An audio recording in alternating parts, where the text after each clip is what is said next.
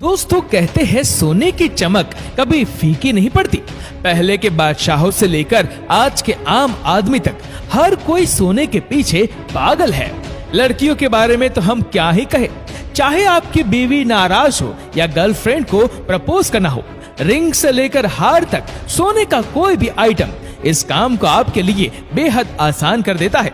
और फिर दिवाली के त्योहार के दौरान तो सोने की अहमियत और भी ज्यादा बढ़ जाती है। अब आपको ये तो पता ही होगा कि सोने से जेवर कैसे बनते हैं, पर एक सवाल तो कभी ना कभी आपके दिमाग में जरूर आया होगा कि आखिर ये सोना बनता कैसे है। अगर आपको भी नहीं पता तो आज की इस वीडियो को लास्ट तक जरूर देखना। तो चलिए शुरू करते हैं। सबसे पहले समझते हैं कि सोना आता कहां से, उसके बाद हम देखेंगे कि इसे निकाला कैसे जाता है। दोस्तों हमारी पृथ्वी के गर्भ में बेशकीमती चीजों का भंडार है। पीने के लिए पानी, सोना, चांदी, तांबा जैसी धातुओं से लेकर पेट्रोलियम तक सब हमारी धरती की गहराई में मौजूद है। अगर सोने की बात करें तो वो एक प्राकृतिक रूप में पैदा होने वाला एलिमेंट है। वैज्ञानिकों के मुताबिक सोना जीवों के कारण धरती के अंदर तैयार हुआ था, जबकि कुछ वैज्ञानिकों का ये भी मानना है कि करोड़ों और अरबों वर्ष पूर्व पृथ्वी पर धूमकेतु की बारिश हुई थी, जिसके बाद सभी प्रकार के धातु धरती के अंदर गहराई में समा गए थे। वैज्ञानिकों का ये भी कहना है कि रसायन विज्ञान या केमिकल रिएक्शन के जरिए सोने का निर्माण करना संभव नहीं है। आपको तो ये पता चल ही गया होगा कि सोना हमारी धरती के अंदर से निकलता है, लेकिन ये कैसे पता चलेगा कि धरती के कौन से हिस्से में सोना है? मतलब आपको कैसे पता चलेगा कि आपके घर के नीचे गार्डन में सोना है या नहीं? जमीन के अंदर सोना पता करने के लिए सबसे पहले भूवैज्ञानिक ग्राउंड पेनिट्रेटिंग रडार यानी कि जीपीआर का इस्तेमाल कर भूमि में सोने की मौजूदगी का पता लगाती है।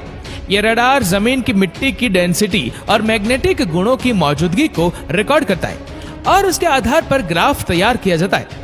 फिर अनुमान लगाया जाता है कि मिट्टी के नीचे कौन कौन से तत्व हो सकते हैं।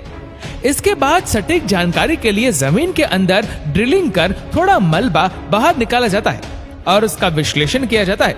इस तरीके से जमीन के नीचे मौजूद धातु की सही जानकारी निकालकर जमीन को खोदना शुरू किया जाता है। चलिए अब जब सोने का पता चल ही गया है तो देखते हैं कि इसे निकाला कैसे जाता है। आमतौर पर सोना बिल्कुल शुद्ध रूप में पाया जाता है, हालांकि इसे सिल्वर, कॉपर, जिंक और लेड से भी निकाला जा सकता है। वैसे समुद्री पानी से भी सोना निकाला जा सकता है, लेकिन 1 टन पानी से 1 ग्रेन सोने का लगभग 40वां भाग निकलता है। इसे निकालने में खर्चा इतना आ जाता है कि कुछ बचता ही नहीं है। सोना आमतौर पर 2 तरह के डिपॉजिट में पाया जाता है, लोड या विंड डिपॉजिट और प्लेजर डिपॉजिट। तो चलिए अब इसके बारे में जानते हैं। पहला, लोड या विंड डिपॉजिट। सोना चट्टानों की विन यानी कि छोटी दरारों में एक चमकीले पत्थर रूपी दूसरे खनिजों के साथ मिक्स होता है, जो आसपास की चट्टानों में विभाजन कर देता है। सोने को आसपास की चट्टानों में ड्रिल या ब्लास्ट करके निकाला जाता है। वही लोड यानी बड़ी दरारें जमीन के अंदर काफी गहराई तक जाती है। जमीन के अंदर माइनिंग के लिए माइनर्स वेन के साथ खुदाई करते हैं और उसके बाद नुकीले औजार या छोटे विस्फोटक का इस्तेमाल कर सोने की ओर को चट्टानों से अलग कर देते हैं। अब सोने को इकट्ठा कर रिफाइनिंग के लिए मिल में भेज दिया जाता है। दूसरा होता है प्लेसर डिपॉजिट। ये गोल्ड और के बड़े टुकड़े या दाने होते हैं जो कि लोड डिपॉजिट से नदी की धारा के साथ बहकर आते हैं और सामान्य तौर पर रेत या कंकड़ के साथ मिक्स हो जाते हैं। प्लेसर डिपॉजिट को माइन करने के लिए 3 मुख्य तरीकों का इस्तेमाल किया जाता है: हाइड्रोलिक माइनिंग, ड्रेजिंग और पावर सेवलिंग। इन सभी तरीकों में ग्रेविटी का इस्तेमाल बेसिक छंटाई बल के तौर पर किया जाता है। और अब जब और हमारे पास आ गया है तो अब हम देखते हैं कि इस और में से सोना कैसे निकाला जाता है। सोने को और से अलग करने के लिए कई मेथड यूज किए जाते हैं, जिनमें से एक का इस्तेमाल किया जाता है।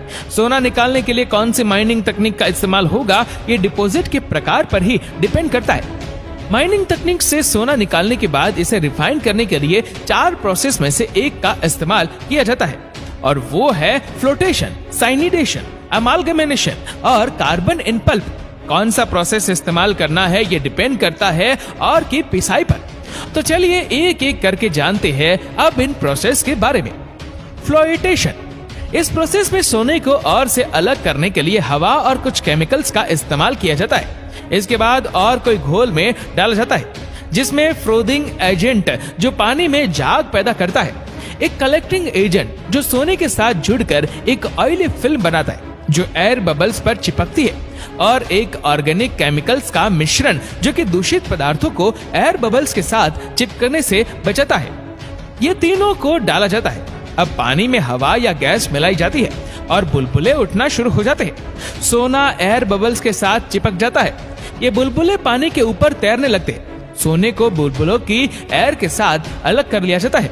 साइनिडेशन, इस प्रोसेस में भी सोने को इम्प्योरिटी से अलग करने के लिए कुछ केमिकल्स का इस्तेमाल किया जाता है या और को साइनाइड के कमजोर घोल वाले टैंक में रख दिया जाता है। इसके बाद जिंक को टैंक में डाला जाता है। जिंक की वजह से केमिकल रिएक्शन होता है और अंत में सोना और से अलग हो जाता है। अब सोने को फिल्टर कर साइनाइड घोल से अलग कर लिया जाता है। अमालगमेशन, अमालगमेशन प्रोसेस बिल्कुल साइनाइडेशन प्रोसेस की तरह ही है, लेकिन इसमें इस्तेमाल किए जाने वाले केमिकल्स थोड़े अलग होते हैं। इसमें सबसे पहले और को प्लेट्स के ऊपर एक गोल में रखा जाता है जिसे मर्क्यूरी के साथ ढका जाता है। मर्क्यूरी सोने को अट्रैक्ट करता है और एक अलॉय बनाता है। अब इस अलॉय को गर्म किया जाता है जहां मर्क्यूरी उबलकर गैस में तब्दील हो जाती है और सोना वहीं रह जाता है। मर्क्यूरी को इकट्ठा करके रिसाइकल कर दोबारा इसी प्रक्रिया में इस्तेमाल कर लिया जाता है। कार्बन इन पल्प, इस मेथड में भी साइनाइड का इस्तेमाल होता है, लेकिन यहाँ सोने को अलग करने के लिए जिंक की जगह कार्बन का इस्तेमाल किया जाता है। इसमें सबसे पहले और को पानी के साथ मिलाकर एक पल्प तैयार किया जाता है। अब सोने को घोलने के लिए साइनाइड को शामिल किया जाता है और उसके बाद गोल्ड के साथ बांधने के लिए कार्बन डाला जाता है। इसके बाद कार्बन पार्टिकल्स को पल्प से अलग कर दिया जाता है और इन्हें गर्म कोरोसिव कार्बन सॉल्यूशन में रखा जाता है जो सोने को कार्बन से अलग कर देता है और इसमें से निकले सोने के बिस्किट, प्लेट्स और ज्वेलरी बनाई जाती है जिसमें 24 या 22 कैरेट होता है। अगर आपको ये भी जानना है कि कैरेट होता क्या है तो हमें कमेंट करके बताइए। दोस्तों, आशा करते हैं कि वीडियो आपको पसंद आई होगी। आपको ये वीडियो कैसे लगी नीचे कमेंट करके जरूर बताएगा, और अगर आपको वीडियो अच्छा लगा हो तो इस वीडियो को लाइक करेगा, शेयर करेगा ज्यादा से ज्यादा लोगों तक, और ऐसे ही और भी रोचक जानकारियों के लिए सब्सक्राइब करें हमारे यूट्यूब चैनल को और फेसबुक पर फॉलो करें हमारे पेज को। धन्यवाद।